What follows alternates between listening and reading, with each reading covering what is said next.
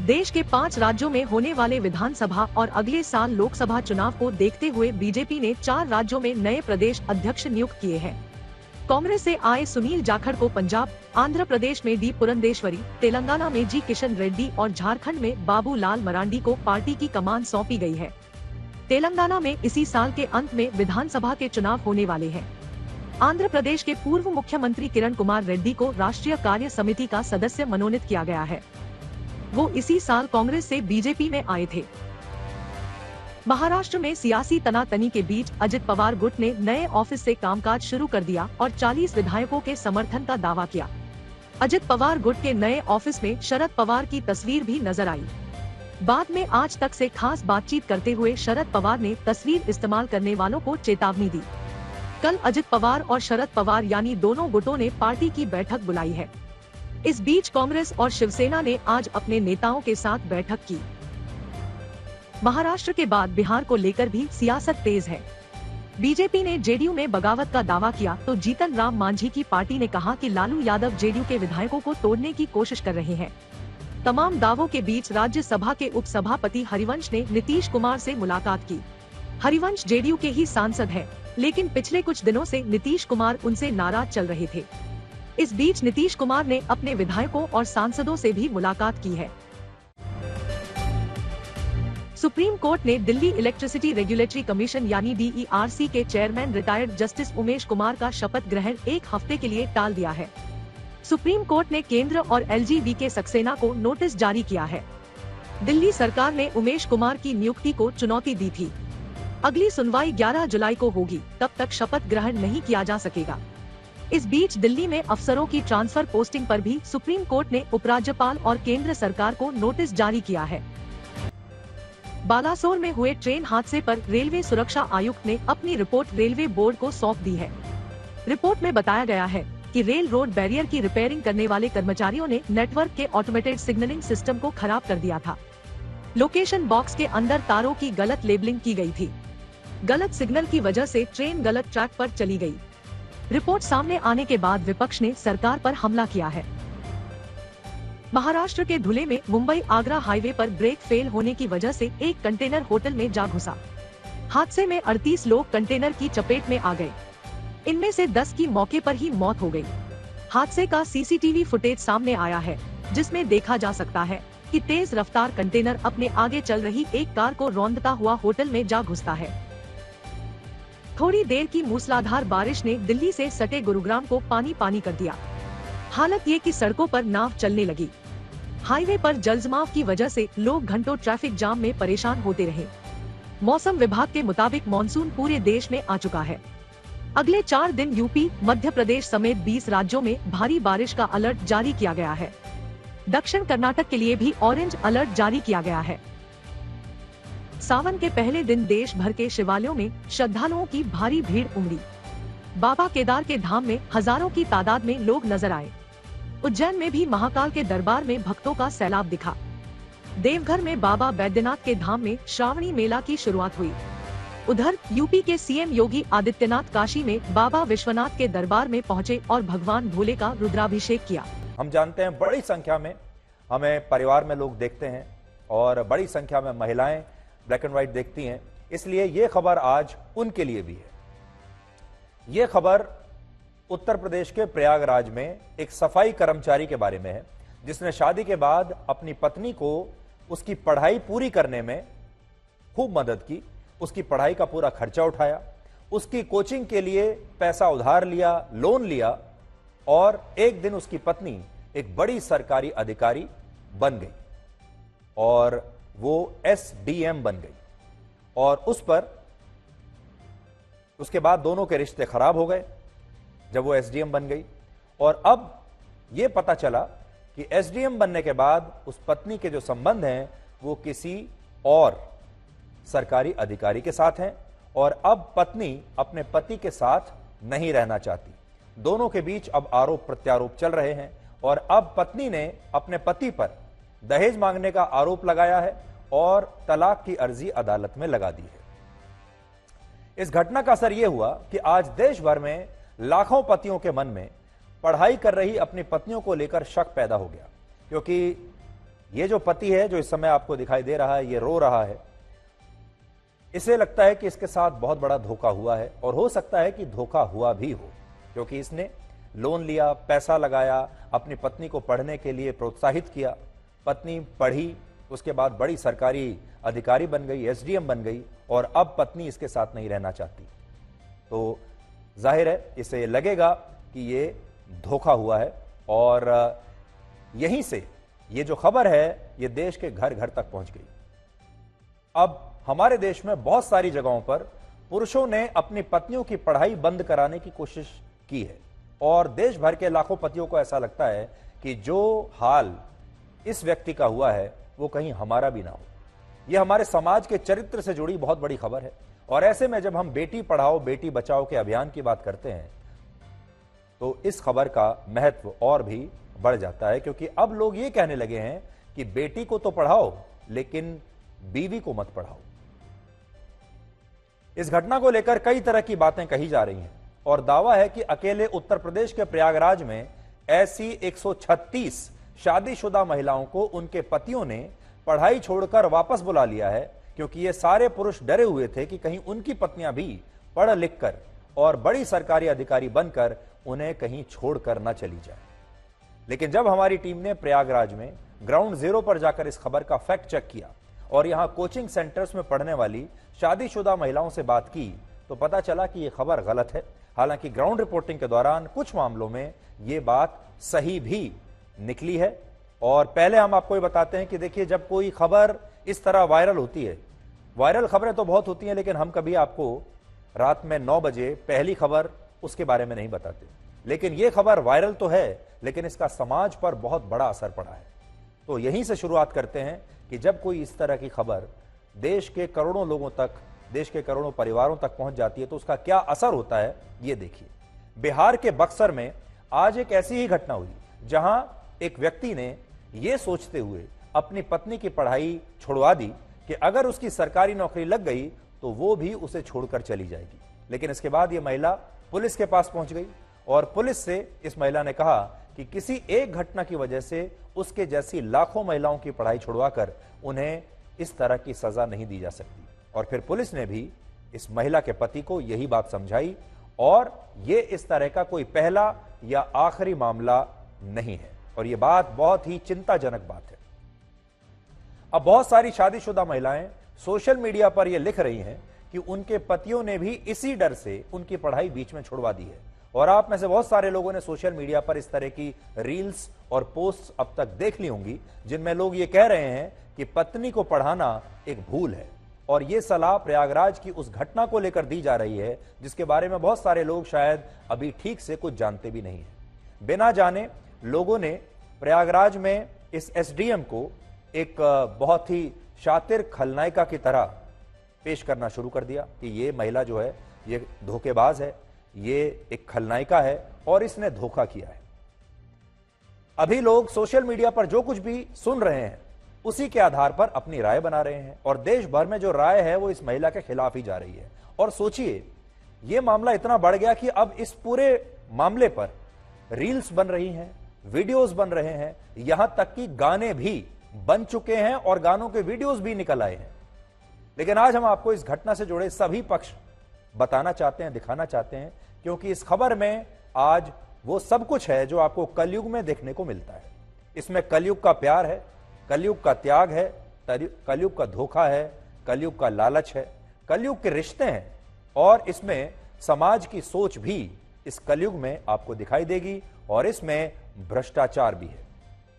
अब इस कहानी को सुनिए। यह कहानी जिस पति पत्नी के बारे में है उनका नाम है आलोक मौर्य और ज्योति मौर्य।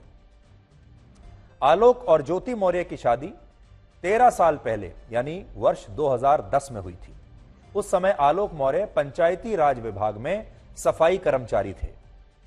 वर्ष 2010 में आलोक मौर्य की ज्योति मौर्य से शादी हुई, और ज्योति मौर्य का शुरुआत से ही यह सपना था कि वो एक दिन पढ़ लिख कर एक सरकारी अफसर बने, और शादी के बाद उनके पति आलोक मौर्य ने भी उनका यह सपना पूरा करने में उनका पूरा साथ दिया। उनकी पढ़ाई लिखाई कराई, उनकी पढ़ाई लिखाई के लिए, कोचिंग के लिए लोन तक लिया। आलोक मौर्य का कहना है कि उन्होंने अपनी पत्नी को कोचिंग सेंटर में पढ़ाने का पूरा खर्चा उठाया और इसके लिए उन्होंने कर्जा भी लिया और उनकी पत्नी ने भी उत्तर प्रदेश की प्रोविंशियल सिविल सर्विस, जिसे हम पीसीएस भी कहते हैं, पीसीएस की परीक्षा को पास करने के लिए बहुत मेहनत की और पास भी कर ली और शादी के 5 साल बाद वो पीसीएस की परीक्षा पास करने में कामयाब हो गई। वर्ष 2015 की पीसीएस की परीक्षा में ज्योति मौर्य की रैंक जो थी वो 16वीं रैंक थी, 16th, बहुत अच्छी रैंक थी और वो सब डिविजनल मजिस्ट्रेट यानी एसडीएम बन गई। ये वही साल था जब ज्योति मौर्य ने जुड़वा बच्चियों को जन्म दिया, यानी 2 बेटियां पैदा हुई, 2 जुड़वा बेटियां, और इससे ये परिवार बहुत खुश था। एक साथ इतनी सारी खुशियां आ गई, 2 बेटियां आ गई और ज्योति जो है वो एसडीएम बन गई। लेकिन आलोक मौर्य का यह आरोप है कि एसडीएम बनने के बाद उनकी पत्नी आलोक मौर्य को हीन भावना से देखने लगी, क्योंकि वो खुद तो एसडीएम बन गई थी और पति हैं सफाई कर्मचारी। और वर्ष 2020 में ज्योति मौर्य की मुलाकात फेसबुक के जरिए मनीष दुबे नाम के एक व्यक्ति से हुई, जो गाजियाबाद में होमगार्ड कमांडेंट के पद पर तैनात था। अब आरोप है कि ज्योति मौर्य मनीष के साथ मिलकर अपने पति को धोखा दे रही थी, जिसके बाद यह पूरा मामला सामने आया, यह पूरा मामला खुल गया और इस मामले में आलोक मौर्य की तरफ से कुछ व्हाट्सएप चैट्स और ज्योति मौर्य के कुछ वीडियोस भी सार्वजनिक कर दिए गए, जिनमें वो अपने पति के लिए जाति सूचक शब्दों का इस्तेमाल कर रही हैं। आलोक मौर्य का कहना है कि पहले उनकी पत्नी ने सरकारी अफसर बनकर उनका अपमान किया और फिर उन्हें धोखा देकर उनकी हत्या की साजिश भी रची और इस मामले में एक एफआईआर भी दर्ज हो चुकी है। अब आलोक जो है वो रोते रोते अपनी पत्नी पर बेवफाई के जो आरोप लगा रहे हैं वो बातें आज आपको भी सुननी चाहिए। और बड़ी बात यह है कि आलोक का ये जो बयान है, जो रोते रोते बता रहे हैं, ये पूरे देश में वायरल हो गया। इसके बाद इस पर रील्स बनने लगी, इसके वीडियोस बन गए और इसके रील्स और वीडियोस देश के घर घर में पहुंच गए और वहां जाने के बाद लोगों ने इसे इस तरीके से प्रचार किया इसका कि ये सारे पतियों के लिए खतरे की घंटी है। जो पति भी ऐसा सोचते हैं कि उनकी पत्नी घर से बाहर जाकर काम करती है या वो पढ़ाई कर रही है और पति ये चाहते हैं कि उनकी पत्नी शादी के बाद भी पढ़ाई जारी रखे और उसके बाद कोई नौकरी करे, उन सब के लिए ये खतरे की घंटी है। ये कहकर आलोक के इस बयान को चारों तरफ फैलाया जा रहा है। आलोक का क्या कहना है, पहले आप सुनिए। उनको सर मैंने पढ़ाया, पैसे उधार लेके, कैसे मैं छोटा कर्मचारी साहब, मेरे पास इतने पैसे नहीं थे, मेरे पिताजी पैसे दिए, मैंने उनको पढ़ाया लिखाया। वो 2016 में सर पीसीएस अधिकारी बन गई, एसडीएम पद पे चयन हुआ सर उनका। उन्होंने अपने बाइट में भी कहा कि आज मैं जो सफल हुई हूँ और उसका श्रेय मेरे पति आलोक कुमार मौर्य और मेरे ससुर राम मुरारी मौर्य का है। लेकिन सर आज परिस्थिति ऐसा बन गई कि वही ससुर और वही पति राम मुरारी मौर्य दहेज उत्पीड़न का मामला सर झेल रहे हैं सर हम। और सर यहाँ तक कि मेरी पत्नी सर मेरी जान लेना चाहती हैं, मुझे सर फोन करके कही है कि ये जांच सब रुकवा दो, नहीं तो तुम्हारी जान चली जाएगी सर। उसके पीछे सर उनका भाई सचिन मौर्य मेरे पीछे लगा हुआ, मेरे घर के आगे पीछे रहता है, बंदूक लेके घूम रहा है। और सर एक मनीष दुबे सर कमांडेंट है, उन्हीं साथ उनका अवैध संबंध है। मैंने सर उनको 22 फरवरी को रंगे हाथ अपने आवास पे पकड़ लिया था और मैंने कहा मेरी सर 9 साल की बेटियां हैं सर और मेरी बेटियों से मिलने नहीं दिया जा रहा है सर। और यहाँ तक कि ज्योति मौर्य अपने पद का दुरुपयोग करते हुए मेरे जिला पंचायत अधिकारी, राज अधिकारी, जो कि सर बहुत ईमानदार अधिकारी है, उनसे बार बार शिकायत कर रही है कि इनको बर्खास्त कर दीजिए। कहाँ आपने शिकायत की है? सर मैंने मुख्यमंत्री क्या की है सर, धूमनगंज थाने में सर मैं 10 बार गया हूँ सर। मेरी शिकायत 2 महीने से नहीं लिखी जा रही। कितने बच्चे हैं आपके? सर 2 बेटियां हैं मेरी सर। किसके साथ रहती हैं? सर अभी तो मेरे साथ रह रही थी, तो अभी सर घर से मैं भाग के आऊँ तो सर उन्हीं के साथ होंगी सर। उन्हीं के साथ? जी सर। कौन डरा धमका रहा है आपको? सर मनीष दुबे, ज्योति मौर्य, उनका भाई सचिन। क्या चाहते हैं आप? सर हमें चाहते हैं कि न्याय हो सर। मेरी सर जान चल रही है, मेरी नौकरी जाने वाली सर। वो सर इतना सर घोटाला की हुई है, 10-10 लाख रुपए सर लेती है पट्टा करने का, उनके साथ कोई कार्रवाई नहीं हो रही है सर। मैं 2 महीने से बहुत परेशान हूँ सर।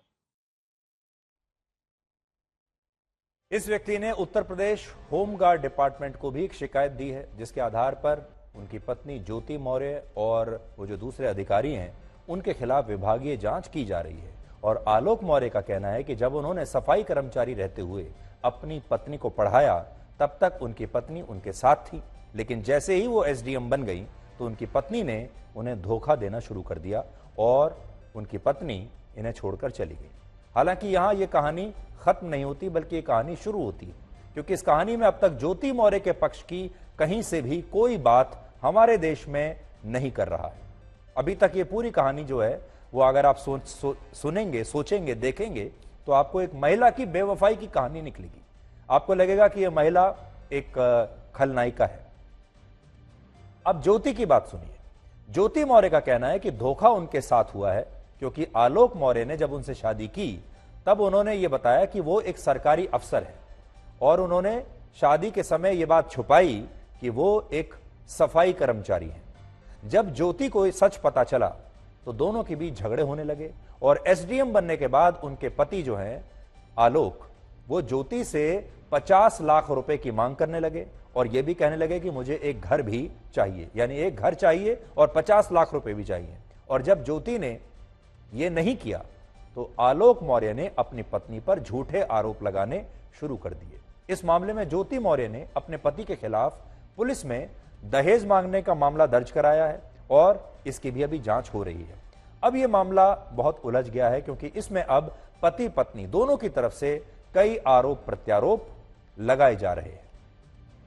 जैसे आलोक मौर्य ने एक डायरी सार्वजनिक की जिसमें उन्होंने अपनी पत्नी पर हर महीने 6 लाख रुपए रिश्वत लेने का आरोप लगाया। यानी वो एसडीएम है, सरकारी अधिकारी हैं, लेकिन पैसा लेती हैं, भ्रष्टाचार करती हैं और रिश्वत लेती हैं। और उन्होंने उनकी डायरी के कुछ पन्ने दिखाए हैं जिसमें लिखा है कि उन्होंने किससे कितना पैसा लिया है।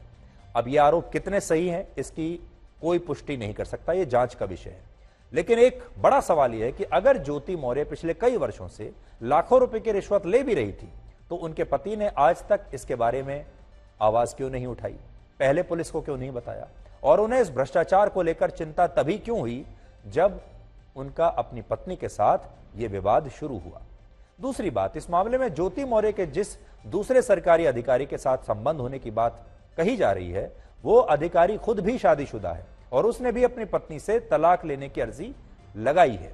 लेकिन इस व्यक्ति के चरित्र पर कोई सवाल नहीं उठा रहा। सारे सवाल सिर्फ ज्योति से ही पूछे जा रहे हैं, और सारे सवाल सिर्फ ज्योति के चरित्र पर ही पूछे जा रहे हैं, और उन्हीं के चरित्र को खराब किया जा रहा है। तो आज ये दो बड़ी बातें हैं। आज हमारे देश में फिल्म सूर्यवंशम के हीरा ठाकुर की बड़ी चर्चा हो रही है। आपको याद होगा 1999 में एक फिल्म आई थी सूर्यवंशम, जिसमें जो मुख्य किरदार था वो अमिताभ बच्चन ने निभाया था, और अमिताभ बच्चन का जो किरदार था वो उसका नाम था हीरा ठाकुर। ये फिल्म अक्सर टीवी पर आती ही रहती है, इसलिए मुझे पक्का यकीन है कि आपने इस फिल्म को जरूर देखा होगा, क्योंकि आप कोई भी टीवी चैनल चला लीजिए, किसी ना किसी चैनल पर आपको ये फिल्म आज भी दिख जाएगी। तो इसमें अमिताभ बच्चन के किरदार का नाम है हीरा ठाकुर, और फिल्म में हीरा ठाकुर अशिक्षित व्यक्ति है, पढ़ा लिखा नहीं है, और अशिक्षित होते हुए भी शादी के बाद वो अपनी पत्नी को पढ़ने में पूरी मदद करता है, पढ़ाई करवाता है, और उनकी पत्नी हीरा ठाकुर की पढ़ाई के बाद कलेक्टर बन जाती है, और कलेक्टर बनने के बाद पत्नी अपनी सफलता का सारा श्रेय अपने पति हीरा ठाकुर को देती है। इसलिए आज बहुत सारे लोग ये कह रहे हैं कि वो हीरा ठाकुर नहीं बनना चाहते। हीरा ठाकुर फिल्मों में ही ठीक है, लेकिन अगर वो अपने निजी जिंदगी की बात करेंगे तो उन्हें हीरा ठाकुर नहीं बनना। उन्हें अपनी पत्नी को ना कलेक्टर बनाना है ना एसडीएम बनाना है। अब वो अपनी पत्नियों को पढ़ने नहीं देंगे, वो चाहेंगे कि उनकी पत्नियां घर पर रहें, क्योंकि उन्होंने देख लिया कि पढ़ लिख कर अगर पत्नी बड़ी अधिकारी बन गई तो सबसे पहले पति को ही छोड़ देगी। क्योंकि आज के जमाने में जब कोई हीरा ठाकुर बनता है तो उसका हाल आलोक मौर्य के जैसा हो जाता है, और फिर पत्नी बड़ी अफसर बनते ही अपने पति को छोड़कर चली जाती है। अब आज आपके सामने हम क्यों आए हैं, ये कहने के लिए कि क्या ये सारी बातें सही हैं। असल में ये पूरी खबर हमें हमारे ही समाज के बारे में बताती है, हमारी समाज की सोच के बारे में बताती है। पहली बात तो इसमें आप ये देखिए कि आज इस कलयुग के जमाने में समाज जो हमारा है उसमें किरदार आपको जो दिखते हैं वो ब्लैक एंड व्हाइट में नहीं दिखते। अब ना ब्लैक में है कोई पूरी तरह से, यानी ना तो कोई किरदार पूरी तरह से खराब है और ना ही पूरी तरह से अच्छा है, ना व्हाइट है। हर किरदार में आपको ग्रे जरूर नजर आएगा। आज तक हमारे समाज में ऐसे न जाने कितने पुरुष हुए जिन्होंने अपने जीवन में कुछ बड़ा करने के बाद, बड़ा आदमी बनने के बाद अपनी पत्नियों को सिर्फ इसलिए छोड़ दिया क्योंकि वो कम शिक्षित थी या फिर शिक्षित थी ही नहीं या उनसे हैसियत में कम थी, और पतियों को यह लगता था कि जो उनकी पत्नी है वो अब उनके काबिल नहीं है, उनके स्टैंडर्ड के हिसाब से नहीं है। आपने ऐसा बहुत हमारे समाज में देखा होगा, फिल्मों में भी देखा होगा, और अक्सर ऐसी कहानियां हमारे समाज में सुनने को मिलती रहती हैं। जब पति बहुत बड़ा आदमी बन जाता है और उसे फिर अपनी पत्नी अच्छी नहीं लगती और वो दोनों अलग हो जाते हैं या पति कहीं और आगे चला जाता है। लेकिन तब इस तरह के मामलों में ऐसे पुरुषों को कभी बेवफा नहीं कहा जाता, ना ही पुरुषों से सवाल किया जाता है। लेकिन जब एक महिला पर ऐसे आरोप लगे तो समाज के लोग उसे बेवफा बताने लगते हैं। फिर बेवफाई पर रील्स बनने लगती हैं, फिर बेवफाई पर बहुत सारे वीडियोस बनने लगते हैं और ये बेवफाई पूरे देश में वायरल हो जाती है। हमारा समाज आज भी पुरुष प्रधान है, जिसमें महिलाओं को पुरुषों के बराबर दर्जा नहीं दिया जाता। हालांकि कानून ये कहता है कि दोनों बराबर हैं, लेकिन यह दर्जा महिलाओं को कभी नहीं मिला, आज भी नहीं है। और इसीलिए जब कोई महिला कोई ऐसा फैसला करती है जो पुरुष प्रधान समाज के अनुकूल नहीं होता, तो उस महिला पर, उसके चरित्र पर तरह तरह के आरोप लगाए जाते हैं और उसी को दोषी ठहराया जाता है, जैसे कि इस मामले में हो रहा है। आज जब देश में बहुत सारे लोगों के बीच ये कहने की होड़ लगी है कि वो हीरा ठाकुर नहीं बनना चाहते, तब हम ऐसे लोगों को ये बताना चाहते हैं कि हमारे समाज में ऐसे लोगों की संख्या बहुत कम है जो शादी के बाद अपनी पत्नियों को पढ़ाई जारी रखने या फिर बाहर नौकरी करने की इजाजत देते हैं। और देखिए, आज भी जब मैं आपको ये खबर बता रहा हूं तो मुझे इस शब्द का इस्तेमाल करना पड़ रहा है कि पति इजाजत देते हैं, क्योंकि आज भी ज्यादातर परिवारों में पत्नी अगर कुछ भी करती है, वो पढ़ाई करे, नौकरी करे, कोई और फैसला ले, उसे अपने पति की इजाजत लेनी पड़ती है। तो ये जो शब्द है इजाजत, ये भारत के समाज से कब जाएगा और कब इजाजत लेने के बजाय पत्नी को सिर्फ सूचना देनी होगी, उस दिन आप कह सकते हैं कि पति और पत्नी बराबर हो गए। भारत का संविधान पुरुषों और महिलाओं को बराबर मानता है, लेकिन इसके बावजूद आज भारत में 15 से 49 वर्ष की सिर्फ 32% महिला ही कामकाजी हैं, यानी काम करती हैं, जबकि नौकरी और दूसरे कामकाज करने वाले शादीशुदा पुरुषों की संख्या हमारे देश में 98% है। तो आप देख लीजिए, नौकरी पेशा पुरुष 98% है और महिलाएं हैं 32%। 2011 की जनगणना के मुताबिक भारत में साक्षरता दर 74% है, जिनमें 82% साक्षरता दर पुरुषों में है, लेकिन महिलाओं में साक्षरता दर सिर्फ 65% है, यानी महिलाएं पुरुषों से कम पढ़ती हैं और पढ़ती अपनी इच्छा से नहीं, बल्कि उन्हें पढ़ाया नहीं जाता। हालांकि 12वीं कक्षा के बाद उच्च शिक्षा की भागीदारी में अब महिलाओं की संख्या बढ़ रही है। 2020-21 में देश में उच्च शिक्षा के लिए नामांकित होने वाली महिलाओं में नामांकित होने वाले लोगों में 51% पुरुष थे और 49% महिलाएं थी जिन्होंने नामांकन भरा अपना हायर स्टडीज के लिए, उच्च शिक्षा के लिए। कई दशकों के बाद अब जाकर कुछ पुरुषों ने अपनी पत्नियों को शादी के बाद भी पढ़ाई जारी रखने का अधिकार दिया है, लेकिन ऐसे पुरुषों की संख्या भी हमारे देश में बहुत कम है। और जब इस तरह की खबरें आती हैं जो मैं आपको आज बता रहा हूं, इसके बाद ऐसे पुरुषों की संख्या और कम हो जाती है। एक सर्वे के मुताबिक भारत में 6 से 7% महिलाएं ही ऐसी हैं जिन्हें शादी के बाद पढ़ाई जारी रखने की इजाजत मिलती है। लेकिन इसके बावजूद प्रयागराज की इस घटना के बाद बहुत सारे लोग चाहते हैं कि इन 6-7% शादीशुदा महिलाओं की पढ़ाई लिखाई भी अब बंद हो जानी चाहिए। और हमें लगता है कि ये एक बहुत ही गलत शुरुआत होगी अगर हमने इसे यहीं के यहीं रोका नहीं तो। आपको जानकर हैरानी होगी कि भारत में 15 से 29 वर्ष की 50% लड़कियां या महिलाएं आज ना तो पढ़ाई कर रही हैं, ना ही नौकरी कर रही हैं, और इनमें से बहुत सारी महिलाएं ऐसी हैं जिनकी शादी हो चुकी है। भारत में जो 6 से 7% महिलाएं आज शादी के बाद भी पढ़ाई कर पा रही हैं, उनमें ज्यादातर महिलाएं वो हैं जो सरकारी नौकरी की तैयारी कर रही हैं, क्योंकि सरकारी नौकरियों के लिए महिलाएं अधिकतम 32 से 37 वर्ष तक की उम्र में भी योग्य रहती हैं। उदाहरण के लिए, जो महिलाएं आईएएस बनना चाहती हैं और यूपीएससी की परीक्षा की तैयारी करती हैं, वो जनरल कैटेगरी में 32 साल और एससी और एसटी कैटेगरी में 37 साल तक यूपीएससी की परीक्षा देने के लिए योग्य रहती हैं। भारत में ज्यादातर लड़कियों की शादी औसतन 19 वर्ष के आसपास, 19-20 साल के आसपास की उम्र में हो जाती है, और इसलिए कुछ लड़कियां शादी के बाद सरकारी नौकरी के लिए तैयारी करती हैं, क्योंकि उन्हें पता होता है कि वो इन परीक्षाओं के लिए आगे कई वर्षों तक योग्य रहेंगी। इसलिए यूपीएससी की परीक्षाओं का जो रिजल्ट आया है, उसमें अगर आप देखेंगे इस बार 933 उम्मीदवारों में सिर्फ 34% यानी 34%, सिर्फ 320 उम्मीदवार उसमें महिलाएं हैं। और इनमें भी कुछ महिला उम्मीदवार शादीशुदा थी। और हर साल कई शादीशुदा महिलाएं सरकारी नौकरियों की परीक्षा में पास होती हैं। लेकिन ये सारी महिलाएं अपने पतियों को छोड़कर चली नहीं जाती, बल्कि अपना काम भी करती हैं ठीक से, दफ्तर का, अपने घर का भी ध्यान रखती हैं, अपने परिवार का भी ध्यान रखती हैं, पति का भी ध्यान रखती हैं, बच्चों का भी ध्यान रखती हैं। और ज्यादातर महिलाओं के जीवन में यही है।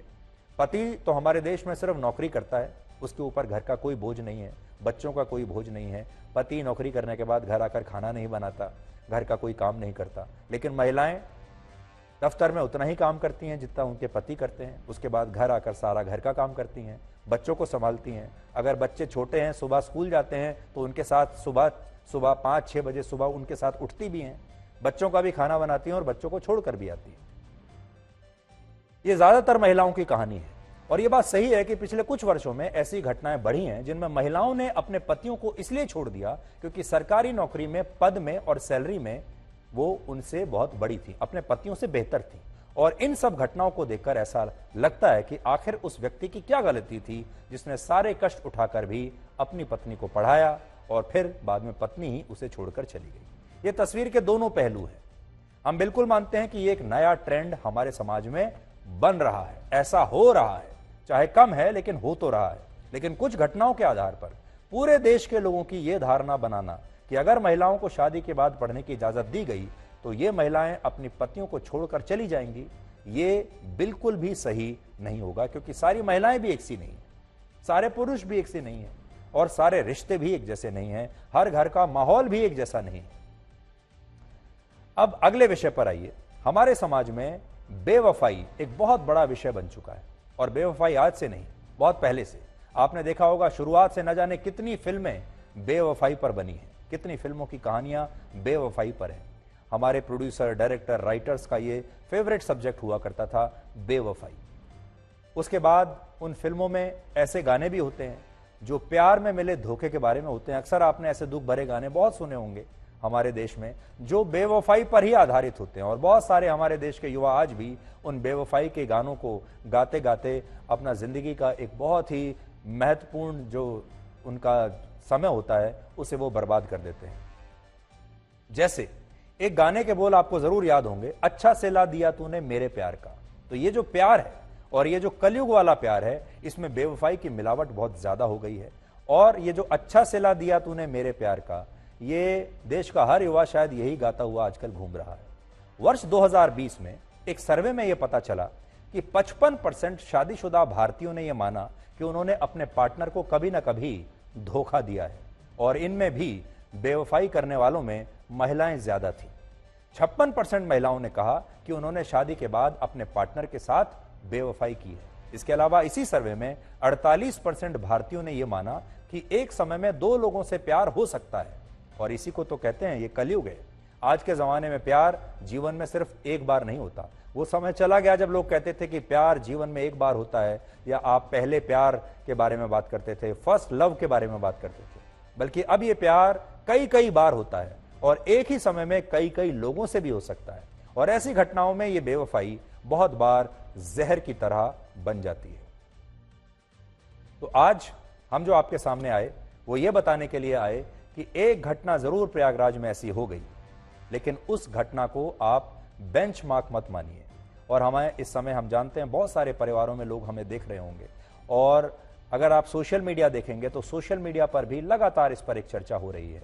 ये हमारे समाज के डीएनए को दिखाती है, ये हमारे समाज की सोच के डीएनए को दिखाती है कि हमारा समाज जब एक घटना होती है तो कैसे उससे या तो प्रेरणा लेता है और या फिर उससे प्रभावित हो जाता है।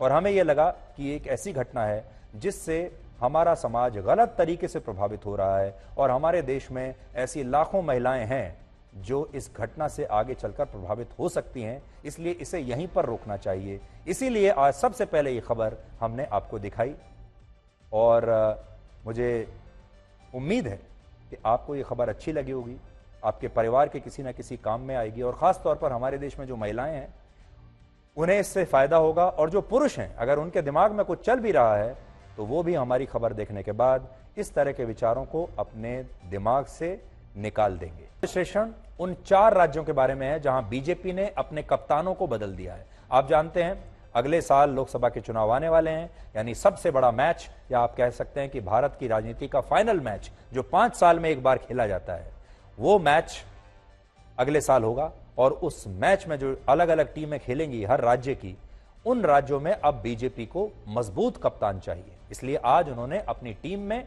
कुछ बदलाव किए हैं और इन राज्यों में उन्होंने नए प्रदेश अध्यक्ष नियुक्त किए हैं। और ये 4 राज्य कौन से हैं? तेलंगाना, आंध्र प्रदेश, झारखंड और पंजाब। इनमें तेलंगाना अकेला ऐसा राज्य है जहां इसी साल विधानसभा के चुनाव भी होने वाले हैं, जबकि आंध्र प्रदेश में विधानसभा के चुनाव 2024 में लोकसभा चुनाव के साथ ही होंगे। इसलिए दोनों राज्य बहुत महत्वपूर्ण हैं।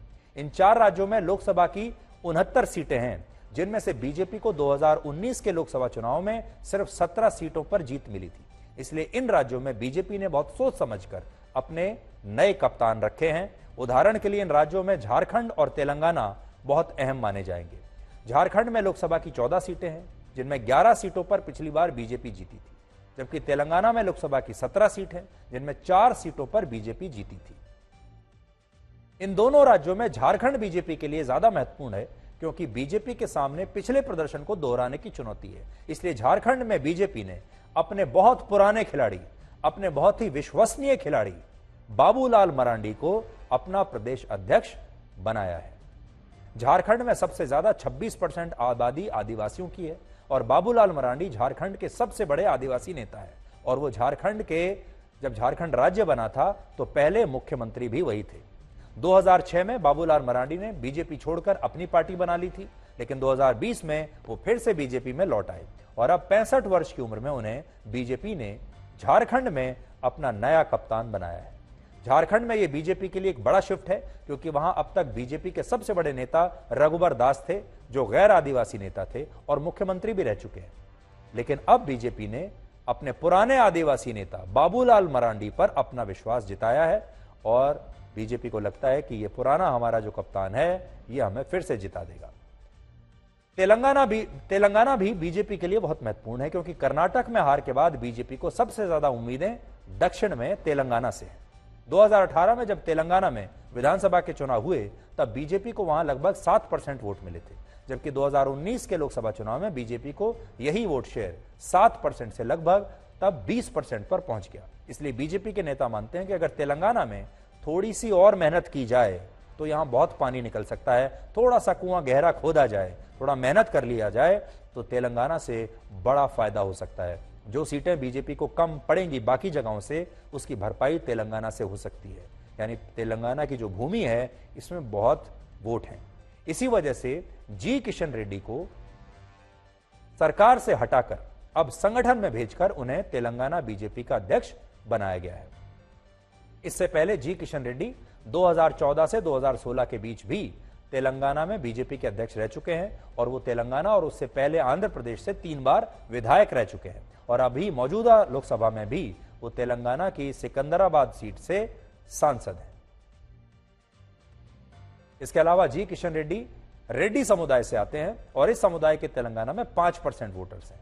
बीजेपी को भरोसा है कि 59 साल के जी किशन रेड्डी को दिल्ली से वापस तेलंगाना भेजकर, कैबिनेट से हटाकर उन्हें वापस पार्टी में भेजकर बीजेपी 2024 के लिए एक नई रणनीति वहां बना सकती है। इसके अलावा जी किशन रेड्डी पहले मोदी सरकार में मंत्री थे, इसलिए यह भी निश्चित है कि अब मोदी मंत्रिमंडल का विस्तार होगा, क्योंकि उनकी जगह किसी और को मंत्रिमंडल में लिया जाएगा। बीजेपी ने आंध्र प्रदेश में भी नए पार्टी अध्यक्ष को नियुक्त किया है और यह जिम्मेदारी डी पुरंदेश्वरी को सौंपी गई है। यह 64 वर्ष की नेता है। 64 वर्ष की डी पुरंदेश्वरी आंध्र प्रदेश के पूर्व मुख्यमंत्री और दिवंगत नेता एनटी रामाराव की बेटी हैं और पहले वो कांग्रेस में थी, लेकिन 2014 में बीजेपी में शामिल हुई और अब बीजेपी ने उन्हें अपना नया पार्टी अध्यक्ष चुन लिया है। डी पुरंदेश्वरी की पहचान एनटी रामाराव से है, जिन्हें अब भी आंध्र प्रदेश के बहुत सारे लोग याद करते हैं और वो कम्मा समुदाय से आती हैं, जिसके 6% वोटर्स इस समय आंध्र प्रदेश में मौजूद हैं। तो इससे भी उनको फायदा होगा। और आप जानते हैं चंद्रबाबू नायडू जो हैं वो भी इसी परिवार के हैं जो टीडीपी के अध्यक्ष हैं।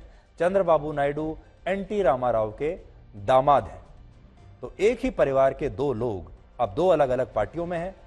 एक तरफ चंद्रबाबू नायडू होंगे जो कि एनटी रामाराव के दामाद हैं, और दूसरी तरफ एनटी रामाराव की बेटी उनके सामने होंगी।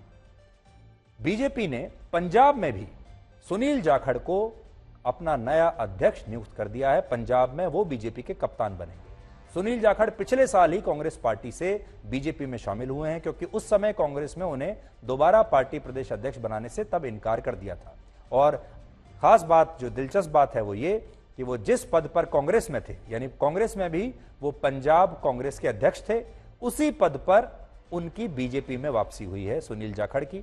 वो कांग्रेस में भी प्रदेश अध्यक्ष थे और अब बीजेपी में भी पंजाब के प्रदेश अध्यक्ष हैं, यानी वही पद उन्हें वापस मिल गया।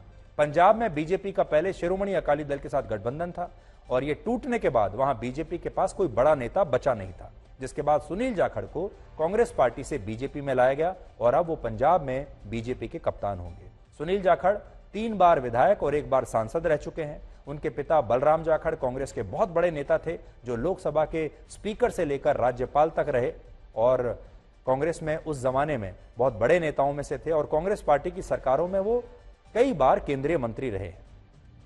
लेकिन आज बलराम जाखड़ के बेटे सुनील जाखड़ कांग्रेस से बीजेपी में आ गए हैं, और बीजेपी ने उन्हें पंजाब में अपना नया कप्तान नियुक्त किया है, और वो सिख जट हैं, और उम्मीद ये करते हैं कि पंजाब में वो बीजेपी के लिए जरूर कुछ ना कुछ अच्छा कर पाएंगे। हम आपको पश्चिमी मीडिया के असली चरित्र के बारे में बताते हैं, जिससे आपको पता चलेगा कि निष्पक्ष पत्रकारिता की बात करने वाला पश्चिमी मीडिया दिल्ली दंगों पर जिस तरह की हेडलाइंस लिखता था, दिखाता था, वो फ्रांस के दंगों पर वैसी हेडलाइंस नहीं लिख रहा। देखिए, दंगे तो दिल्ली में भी हुए थे 2020 में, और फ्रांस में अब चल रहे हैं। 2020 में जब दिल्ली में दंगे हुए, उस समय पश्चिमी मीडिया भारत की मोदी सरकार को मुस्लिम विरोधी कहता था। पश्चिमी मीडिया के सभी अखबारों की हेडलाइंस में इन्हें सांप्रदायिक दंगे बताया गया, हिंदू मुस्लिम दंगों का नाम दिया गया। कहा गया क्योंकि नया CAA कानून जब आया था, ये उसकी वजह से हो रहा है, ये सब मोदी की वजह से हो रहा है। लेकिन फ्रांस में हो रहे इन दंगों को पश्चिमी मीडिया सिविल अनरेस्ट बता रहा है। इसे सांप्रदायिकता से नहीं जोड़ रहा, धर्म से नहीं जोड़ रहा। यहां उसका कहना है कि एक तरह की नागरिक अव्यवस्था है और ये कानून व्यवस्था से जुड़ा मुद्दा है। लेकिन जब दिल्ली में दंगे हुए तो उनका यह कहना था कि यह कानून व्यवस्था का नहीं, बल्कि ये तो सांप्रदायिक दंगे हैं। इसके अलावा दिल्ली और फ्रांस के दंगों की रिपोर्टिंग के दौरान जो तस्वीरें इस्तेमाल की गई, उसमें भी पश्चिमी मीडिया के डबल स्टैंडर्ड्स दिखते हैं। जब पश्चिमी मीडिया दिल्ली दंगों को कवर करता था तो उसमें दंगों की बुलडोजर वाली फोटो लगाई जाती थी, जबकि फ्रांस के दंगों को कवर करने में ऐसी आक्रामक तस्वीरें वहां इस्तेमाल नहीं हो रही हैं। तो ये डबल स्टैंडर्ड आप भी अगर आपको समय मिले तो देखिएगा कि जब दिल्ली में दंगे हुए थे, जब अमेरिका के तत्कालीन राष्ट्रपति डोनाल्ड ट्रंप दिल्ली आए हुए थे, तब पश्चिमी मीडिया ने कैसी हेडलाइंस बनाई थी। इसके अलावा आपको याद होगा, फ्रांस में दंगों के बाद सोशल मीडिया पर लगाए गए बैन की भी पश्चिमी मीडिया आलोचना अब नहीं करता, जबकि भारत में दंगों के दौरान जब सोशल मीडिया पर बैन लगाया जाता है या इंटरनेट बंद कर दिया जाता है तो इन्हीं अखबारों ने उसे अभिव्यक्ति की आजादी पर हमला कहा था। इसके लिए भारत सरकार की कड़ी निंदा तब की गई थी। तो ये कुछ केस स्टडीज हैं जो हम चाहेंगे कि हमारे जो दर्शक हैं वो हमेशा इस बात का ध्यान रखें कि दंगे जैसे आजकल पिछले 5-6 दिन से फ्रांस में चल रहे हैं, तो उन्हें देखना चाहिए कि फ्रांस का मीडिया और पश्चिमी मीडिया इन दंगों को कैसे कवर कर रहा है। इन दंगों को सिविल अनरेस्ट का नाम दिया जा रहा है, कानून व्यवस्था से जुड़ा मामला बताया जा रहा है। इन दंगों में कोई भी मैक्रों की आलोचना नहीं कर रहा है और ना ही इन दंगों में कोई धर्म या सांप्रदायिकता का एंगल डाला गया है। लेकिन यही चीज जब भारत में होती है तो कहा जाता है कि भारत में जो अल्पसंख्यक हैं वो खतरे में हैं, भारत में जो सरकार है वो अल्पसंख्यकों को परेशान कर रही है और उसी हिसाब से हेडलाइंस डाली जाती है। गिरते हुए पत्ते सबसे बड़ा उदाहरण है कि अगर आप बोझ बन जाएंगे तो आपको आपके अपने ही गिरा देंगे।